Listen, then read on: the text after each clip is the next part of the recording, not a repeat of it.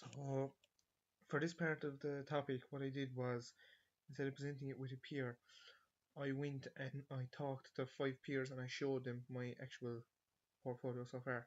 2 of them peers had the same topic as me of chems and displacement diagrams, and the other 3 had different topics spread out throughout the list of the topics. So there were 3 different people with 3 different topics.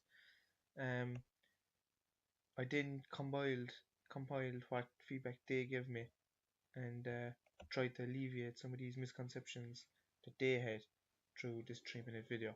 So the first one was anticipated difficulties. Okay, so what my peers mainly found the biggest difficulty here was actually same as me, understanding the questions. Okay, so these questions can be difficult enough to understand sometimes, um, such as uniform velocity, dwell, simple harmonic motion. These are all terms that if you know them, they're easy, but you actually have to learn them to figure them out. So I thought the easiest way of doing this was developing a little resource for this difficulty. Same with all my other difficulties here of displacement diagrams and visualization. So the easiest way to teach them was to actually develop a resource for them. Okay, visualization for me personally was a big one as well.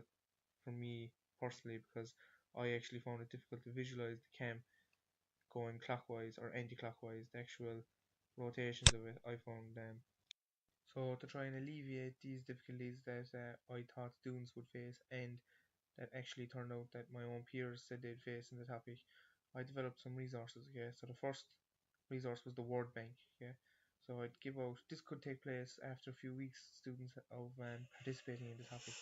So it'd be kind of like a little formative assessment for me, the teacher, so I'd know where students are, know in relation to the definitions of the topic. So just a few simple keywords here and definitions.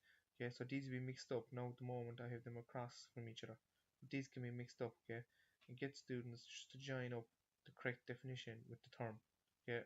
I could also leave little space on this side so students could do little sketches of what the actual thing is. So uniform velocity, they could do a little sketch of that, little sketch of simple harmonic motion, just so they get an idea. Once again, same for this page. The resource number 2 focused on the visualization using physical resources. This is a good idea because students can create these at home. Students of mixed ability can create these at home. And the third resource was a little video of SolidWorks, once again focusing on visualization. This is a good idea because students can mess around with this themselves, grab it, play it, and SolidWorks I find is a great motivational thing for students from participating in my second year placement. Personally challenging.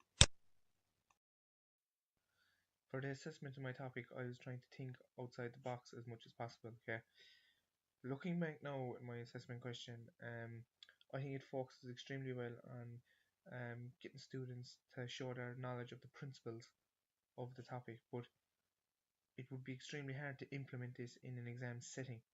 That's the only problem I have with my assessment question. Okay, so here just a quick little sample answer done. This is very quick and it's all kind of just getting into principles of STEM subjects too. So you could say the friction. I was looking at friction and different types of friction related to each follower and cam profile. Okay, this part C, making a video, getting students to make a video through different multimedia tools. I like this part of the question because it develops students' technological capability through problem solving, values, skills, and also develops their actual use of technology. But this could be hard to implement into an actual exam where students, let's say like leaving cert or even any summative exam, because students usually are in front of the teacher doing this. Yeah, they're just all the rationales for my assessment of my topic. But my grading rubric, yeah, I did the grading rubric out of 100 marks, and that was just simply for ease of turning the marks into percentages afterwards for the teacher. So that's my 3-minute video trying to go through where my peers found a bit of difficulty in relation to my topic.